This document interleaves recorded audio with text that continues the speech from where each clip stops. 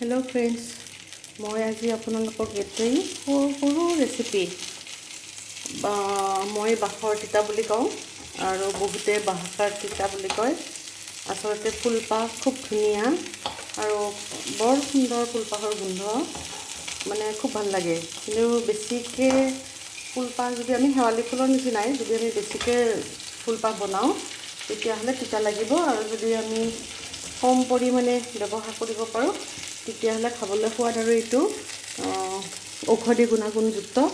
আৰু বহুতে কয় বাঁহকাৰ ফুল বা বাঁহৰ ফুল খালে লিভাৰৰ কাৰণে ভাল, আমাৰ লিভাৰটো সুস্থ হৈ থাকে। সেয়েহে মই আজি ভাবিলোঁ ফুল পাইছোঁ বিচাৰি এয়া ফুল মোক আচলতে মই যেতিয়া মেংগলৰত আছিলোঁ বা মই আফ্ৰিকাত আছিলোঁ তেতিয়া মোৰ মায়ে শুকাই দি পঠিয়াইছিলে। কিন্তু এতিয়া মানে আমাৰ ওচৰত থকা পাহাৰত এভেইলেবল, কিন্তু মই বিচাৰি আনোতে অকণমান দেৰি হ'ল, সেইকাৰণে ফুলবিলাক অলৰেডি গুটিয়ে হৈ গ'ল। কিন্তু তথাপি পাইছোঁ। এয়া চাওকচোন, এইটো ফুল, এইটো অৰেঞ্জ কালাৰৰ হয়। ছিঙি থোৱা কাৰণে ৰংটো অকণমান বেয়া হৈছে। এইটো মানে পূৰা সুমথিৰা ৰঙৰ হয় ফুলপাহ, আৰু খুব ধুনীয়া গোন্ধ।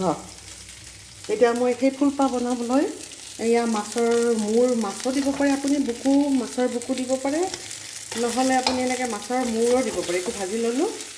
ভাজি লৈ এতিয়া মই সেইটো কেনেকৈ বনাম আপোনালোকে চাব, আৰু চাই পেলাই খাব, খাই পেলাই জনাব।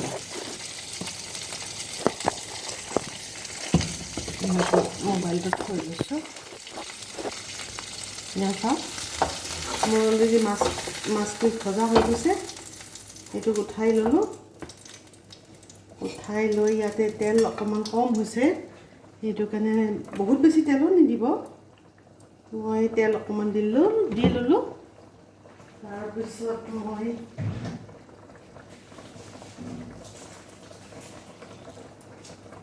ধোৱাৰ কাৰণে বহুতে আকৌ এই ফুলপাহত খাৰেৰে সিজাই পেলাই খায়, মানে খাৰলি কৰি খাৰেৰে, মানে খাৰৰ আঞ্জাৰ নিচিনাকৈ তেনেকৈ খায়। কিন্তু মই মানে এনেই খাই ভাল পাওঁ।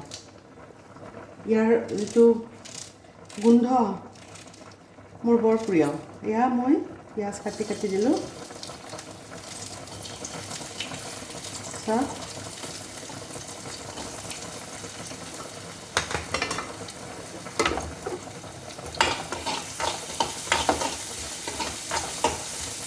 পিঁয়াজ অকণমান ভাজি দিওঁ। তেতিয়ালৈকে মই দুটা জলকীয়া আনোঁ।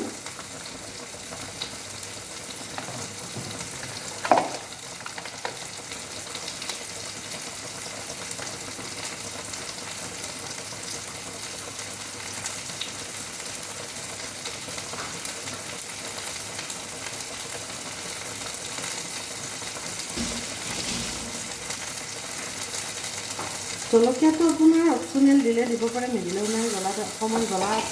অকণমান সাধাৰণ তিতা হ'লে ভালেই লাগে। জ্বলা অকণমান দিলে ভালে, দুটা জলকীয়া দি দিলোঁ। এতিয়া মই ফুলখিনি ইয়াত দি দিম। সেনেকুৱা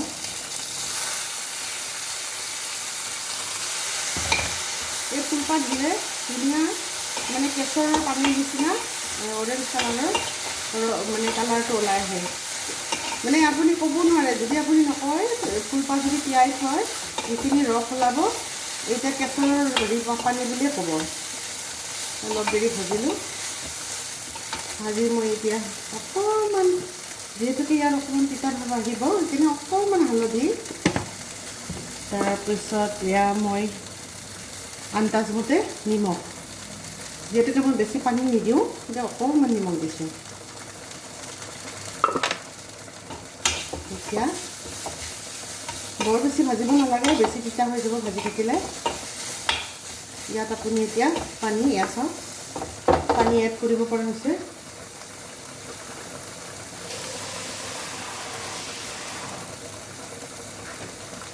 যিহেতুকে এয়া সিজোতে বেছি সময় নালাগে, এতিয়া বেছি পানী দিব নালাগে, অকণমান পানী দিলোঁ। তাৰপিছত এয়া মই মাছৰ মূৰটো দি দিলোঁ।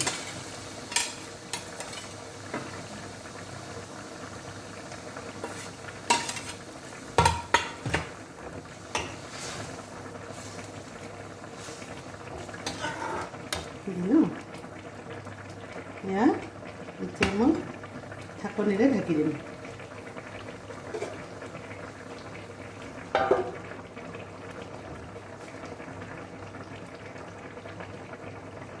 তেতিয়ালৈ মই যিখন ওলকবিৰ আঞ্জা বনাই আছোঁ সেইখন চাওঁ। মাছ হ'লে কিমান কি বনাই থাকিব পাৰি, ইমান ভাল লাগে। বিভিন্ন ধৰণৰ আঞ্জা, মাছখিনি থাকিলে, ফ্ৰেছ মাছ যদি থাকে বিভিন্ন ধৰণৰ আঞ্জা বনাব পাৰি আৰু খাবলৈ গৰমত টেঙা তিতা। আৰু এইটো যিটো ছিজন ফাগুনৰ মাহ, গা চা বেয়া লাগি থাকে, এনেকুৱা ধৰণৰ ধৰক বাখৰ তিতা, ভেদাইলতা, নৰসিংহৰ জোল বা ঔটেঙাৰ জোল, থেকেৰা টেঙাৰ জোল, এনেকুৱা ধৰণৰ খাদ্য, ঘৰুৱা খাদ্যবিলাক খালে আমাৰ শৰীৰটো ভালে থাকে আৰু যিটো আমাৰ শক্তি মানে লগ পোৱা যেন লাগে আৰু এইটো বতৰত কিবা টোপনি ভাৱ মানে হেৰি আৰু গা চা বেয়া লাগি থাকে, সেইখিনি অকণমান কমে বুলি ভবা যায়। গতিকে এনেকুৱা ধৰণৰ আৰু বেছি হেভি আইটেম চিকেন, মাটন, এই এনেকুৱা ধৰণৰ খাদ্যবিলাক এভইড কৰিব লাগে। আৰু এইটো বতৰততো ছজিনা খাবই লাগে, কাৰণ আমি ছজিনা খালে বসন্ত ৰোগ নহয় বুলি কোৱা হয়, আইতাহঁতে কৈছিলে, সেইটো কাৰণে ছজিনা খাব লাগে। বতৰৰ ফল আচলতে এইটোৱে যে বতৰৰ ফল বতৰত খাব লাগে, তেতিয়া শৰীৰে মানে যিটো আমাৰ প্ৰাকৃতিগত গুণাগুণ সেইটো পূৰা ঠিকে থাকে। যিহেতুকে আমি প্ৰকৃতিৰ মানুহ, গতিকে প্ৰকৃতিক লৈয়ে প্ৰাকৃতিক বস্তু খাদ্য খানা যিমানে আমি খাম, জাংক ফুড নাখাম, সিমানেই ভাল। এতিয়া মই মাছৰ মূৰটো ভাঙি দিলোঁ আৰু মোৰ এই যিখন আঞ্জা বাখৰ তিতাৰ আঞ্জাখন ইতিমধ্যে হৈয়ে গ'ল। দেখিছেনে কি ধুনীয়া ৰং আহিছে, বগা বগা, এয়া মোৰ হৈ গ'ল।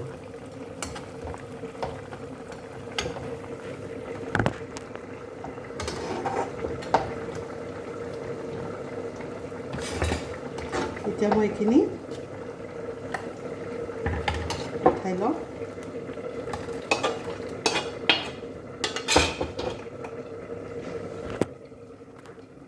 চাওক, বাখৰ তিতাৰ আঞ্জা হৈ গ'ল। আপোনালোকে বনাই খাবচোন, খাই পেলাই মোক কমেণ্ট দিব।